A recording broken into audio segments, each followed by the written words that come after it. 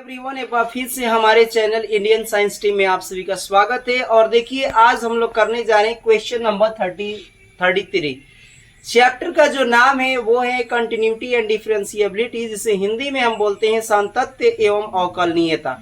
देखिए, ये सवाल क्या है कि मैंने आप लोगों को दो सवाल पीछे भी बता चुके हैं कि किस तरह से हम लोग करते थे। ये कंपोजिट फंक्शन का प्रयोग करके हम इस सवाल को करेंगे। आप प्लस में आपको पुराना मेथड जो हमने बताया था, left hand limit equal to right hand limit, और फंक्शन को इक्वल करके भी हम लोग बनाएंगे। तो आइए समझते हैं हम लोग। यहाँ पर देखिए, यहाँ पर सबसे पहले फंक्शन दिया है, यहाँ fx दिया होगा, ध्यान रखिएगा, बराबर। तो यहाँ मैं लिख लेता हूं। सबसे पहले हम लोग लिखते हैं दिया है। दिया है में क्या लिखेंगे कि fx बराबर, ये लिख लेंगे साइन, और मॉड के अंदर क्या दिया, x। देखिए, इसको हमें जांच करना है कि संतत फलन है। इसे हमें जांच कीजिए कि क्या ये संतत फलन है। तो वैसे हम लोग जानते हैं कि साइन जो होता है, साइन जितने भी त्रिकोणमितीय फलन होते हैं वो संतत होते हैं। और साथ ही साथ आपको ये भी पता है कि जो मॉडुलस फंक्शन होता है, यानी मापांक फलन जो होता है, वो भी संतत होता है। ये दोनों हम लोग पहले से प्रूव करके आ चुके हैं। तो आइए थोड़ा सा मैं समझाने की यहाँ कोशिश करता हूं। देखिए, यहां थोड़ा समझ लेते हैं कि इसमें देखो दो गो चीज है, यानी एक मॉडुलस फंक्शन भी दिया है और एक दिया है त्रिकोणमितीय फलन भी दिया है। तो यहां पर हम लोग मान लेंगे इसको। पहले फर्स्ट मेथड हम लोग देखते हैं। फर्स्ट मेथड, पहले हम लोग फर्स्ट मेथड करते हैं। देखिए, यहां पर हम लोग लिखेंगे gx बराबर, हमने माना, यहां मान लेते हैं, समझिए। gx बराबर हम लोग मान लेंगे मॉड के अंदर x वाला। इसको हम लोग एक तरह से कहते हैं आंतरिक फलन, इसको नाम देते हैं, यानी अंदर की तरफ। तो इसको क्या बोलेंगे हम लोग, आप याद रखना, इसको क्या बोलते हैं, आंतरिक फलन। आंतरिक फलन। और अंदर वाला जो साइन है ना, साइन, इसको मान लेंगे हम लोग hx। ये हो जाएगा साइन x। इसको जो हम लोग बोलते हैं ना, ये इसको बोलते हैं बाह्य फलन। बाह्य फलन यानी बाहर की तरफ है। तो अंदर वाला को पहले मान लिया और बाहर वाला को हमने इधर रख लिया, इसको बाह्य फलन नाम दे दिया। ठीक ना, केवल समझने के लिए, ये पेपर में लिखना नहीं है, बस ये लिखना है। अब हम क्या कर सकते हैं कि हमें ये यहां पर देख रहे हैं कि दोनों क्या है, दोनों यहां पर हम दोनों को आराम से हम लिख सकते हैं संयोजन, यानी कंपोजिट फलन के रूप में लिख सकते हैं। ठीक ना, इन दोनों को हम संयोजन फलन, संयोजन फलन, फलन के रूप में क्या कर सकते हैं, रूप में लिख सकते हैं। आइए तो हम कैसे लिखते हैं देखते हैं हम लोग। सबसे पहले हमने बताया था कि संयोजन फलन होता क्या है। तो सबसे पहले बोला था कि h वाला बाह्य फलन जो है ना, तो पहले उसको बाह्य फलन को बाहर लेंगे, तो h को बाहर ले लो। फिर यहां लिखा जाता है ऑफ, इसको ऑफ पढ़ते हैं, और फिर ये वाला फंक्शन लिख देते हैं g, और यहाँ x, ये फलन लिख दिया।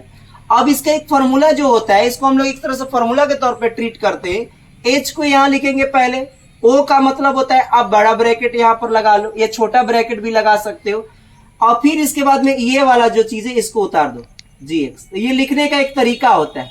इस चीज को आप लोग फॉलो करिए आराम से, इसको समझ लीजिए कैसे लिखना होता है। अगर यहाँ पर अगर ऐसे निकालते, g इधर रखते, o इधर रखते, और यहाँ पर hx ऐसे रखते, तो इसको भी कैसे लिखते, g को पहले लिखते, ऑफ के लिए हम लोग बड़ा ब्रैकेट लगा देते, बाकी ये उतार दो, बस ये तरीका हो गया। क्योंकि हमने ऐसा क्यों नहीं लिया, ये क्यों नहीं लिया GOH, क्योंकि हमें पता है कि आंतरिक फलन जो अंदर वाला है उसको अंदर रहना है, तो बाह्य फलन को हम लोग बाहर रखेंगे और अंदर वाला फलन को अंदर रखेंगे, तो आपको इजिली हो पाएगा। ठीक ना। अब क्या करते हैं हम लोग, यहाँ gx का मान रखते हैं। अब gx का मान देखो, फंक्शन का मान gx कहाँ है, यहाँ पर कितना है, मॉड x। तो इसको मॉड x इस जगह पर भर दो। तो यहाँ पर मैंने भर दिया h, और यहाँ पर भर दिया मॉड x, यानी gx की जगह अंदर क्या रख दिया, मॉड x। आप चाहो तो इसको छोटा ब्रैकेट भी लिख सकते हो, मैं लिख के दिखा देता हूं। यहाँ पर ऐसे भी लिख सकते हो, कोई दिक्कत नहीं है, यहाँ पर मॉड में होना चाहिए, ये लिख दिया। अब हम लोग क्या करते हैं कि मॉड x, अब देखो ये जो है ये x का काम कर रहा है पूरा, यानी कहने का मतलब है जब आप ऐसे लिखते हो ऐसे, तो x का यहाँ पर काम कौन कर रहा है, मॉड x कर रहा है। तो अब देखो hx का मान कहाँ है, ध्यान से देखो, यहाँ पर hx बराबर कितना है, साइन x। अब साइन एक्स, तो एक्स की जगह पर, इस वाले की जगह पर, एक्स की जगह पर हम लोग एक्स की जगह पर क्या रखेंगे, मॉड एक्स रख देंगे। तो इस वाले फंक्शन में हम लोग इस मान को रखेंगे। तो इस वाले फंक्शन का मान कितना है, साइन है, तो पहले साइन लिख लो यहां पर, एच का मान हो गया साइन। अब x की जगह पर, इस x की जगह पर कह रहा है कि अब की बार x की जगह पर आपको क्या रखना है, मॉड x रखना है, यानी x की जगह पर मॉड, यहां x की जगह पर क्या है, तो ये रख देंगे मॉड x। अब आपने देखा कि साइन x जो है मॉड वाला, ये पुनः देखो यही फंक्शन आ गया। तो अब क्या करेंगे हम लोग, डायरेक्ट यहां लिख देंगे fx, सेम आ गया, ठीक ना, फंक्शन आ गया। इसका मतलब क्या है कि इन दोनों को हमने संयोजन फलन के रूप में लिख सकते हैं, तो हमने लिख दिया। तो जब दोनों को संयोजन फंक्शन के रूप में लिख दिया, तो अब हम लोग फाइनल रिजल्ट क्या लिखेंगे ऐसे, तो यहां लिखेंगे, यहां gx बराबर मॉड x। अब मॉड x आप सभी को पता है कि मॉड x क्या होता है, मापांक होता है। यह एक मापांक फलन है, यह एक मापांक फलन, जिसे इंग्लिश में हम लोग मॉडुलस फंक्शन कहते हैं, मापांक फलन है। अतः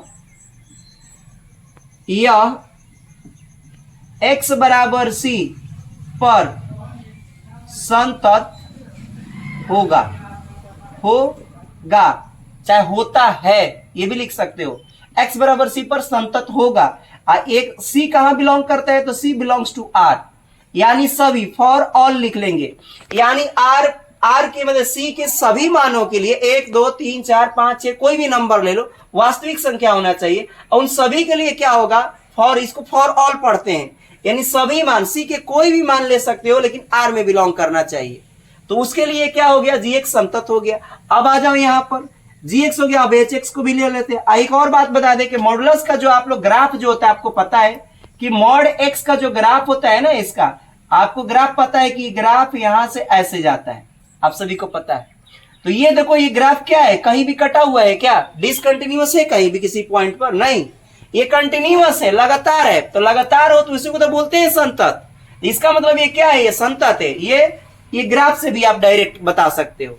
आगे की हम बात करते हैं, यहां पर hx को करते हैं, देखो, तथा यहां लिखेंगे तथा hx बराबर कितना है, साइन x।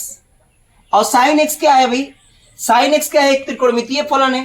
क्या है साइन x, यह एक क्या है, यह एक त्रिकोणमितीय फलन है, त्रिकोणमितीय फलन है, इसलिए यह भी क्या होगा, अतः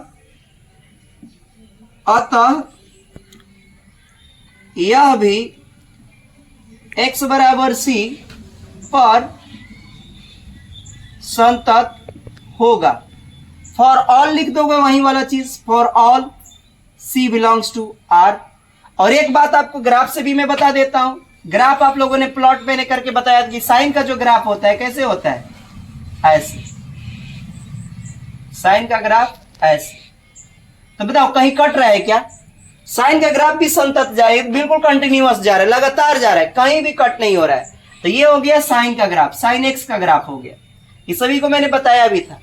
तो साइन एक्स का ग्राफ ये संतत है, ये भी संतत है, दोनों संतत है। अभी यहां देखो, जब दोनों संतत है तो इसका संयोजन फलन भी संतत होगा, तो इसलिए लिखेंगे क्या, फाइनल रिजल्ट। इसलिए gx और hx का संयोजन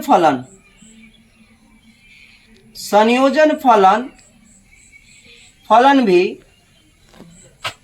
x बराबर c बिलोंग्स टू r के लिए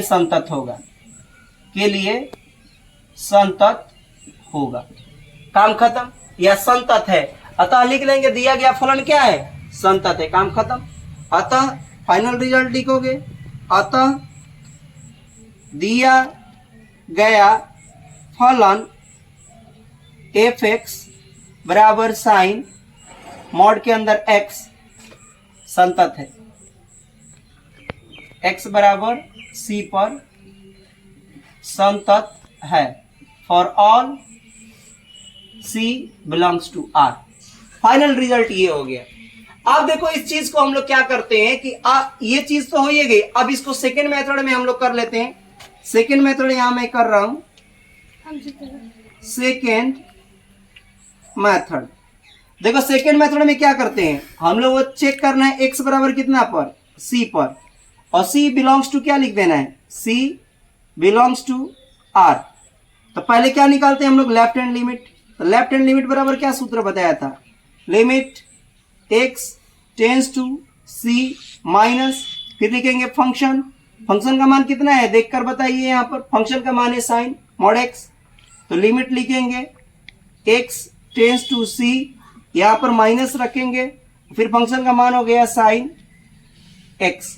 अब इसको h में रिप्लेस कर दो, रिप्लेस करोगे तो क्या आ जाएगा, लिमिट, इसको h में रिप्लेस कर रहे हैं तो h tends to c minus. अब c माइनस रहेगा, यहाँ पर हम लोग रिप्लेस करेंगे तो c यहाँ जीरो हो जाता है, अब क्योंकि h में रिप्लेस करते हैं तो जीरो हो जाता है। यहाँ क्या लिखेंगे साइन, जहां जहां x है वहां वहां क्या लिखते हैं, c माइनस h। तो यहाँ क्या आ जाएगा, c माइनस h। अब जीरो इसमें h का मान रख दो, तो यहाँ क्या आ जाएगा, अब हटाएंगे इसको डायरेक्ट, लिमिट हट जाता है तो साइन यहाँ आ जाएगा c माइनस जीरो, फिर से आ जाएगा साइन। अब c यहाँ पर आ गया। c का हम लोग अब मॉड के अंदर से नहीं निकालेंगे, क्योंकि ये पता है कि अगर निकालेंगे तो हमें पता नहीं कि c का मान क्या है, इसलिए हम लोग निकालेंगे ना, ऐसे ही छोड़ देंगे। तो ये आगे समीकरण नंबर क्या होगी, ये फर्स्ट। ऐसे नहीं राइट हैंड लिमिट हम लोग निकाल लेंगे, तो राइट हैंड लिमिट बराबर क्या हो जाएगा, सारा फॉर्मूला वही रहेगा, लिमिट x टेंस टू क्या हो जाएगा, c यहाँ हो जाएगा प्लस ये फंक्शन, फिर यहाँ पर लिमिट x टेंस टू यहाँ पर लिख लेंगे कितना, c प्लस फंक्शन यही रखेंगे साइन मॉड x, और फिर यहाँ पर इसको h में रिप्लेस करेंगे तो limit h tends to zero, और यहाँ हो जाएगा कितना साइन। अब यहाँ लिखेंगे c प्लस, यहाँ h हो जाएगा, बस माइनस की जगह h कर देना है। अब जीरो इसको मान रख दो इसमें, तो क्या आ जाएगा sine c minus c plus zero, और फिर हटाओगे तो क्या आ जाएगा साइन c। और ये हो गई समीकरण नंबर हमारे पास सेकेंड।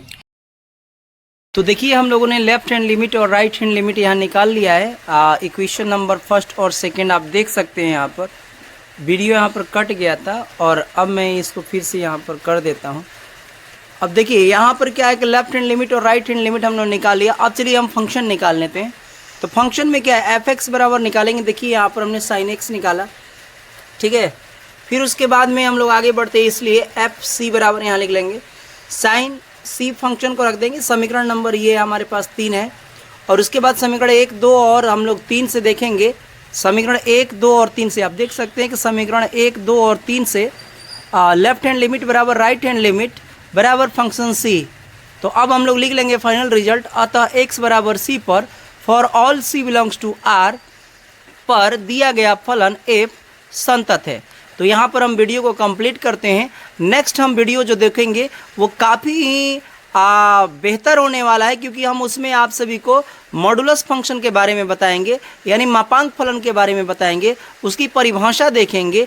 प्लस में हम लोग कुछ और सारी कंडीशनल चीज़ें देखेंगे कि किस तरह से हम मॉडुलस फंक्शन को फिर से हम लोग कंडीशनल फंक्शन में चेंज करते हैं।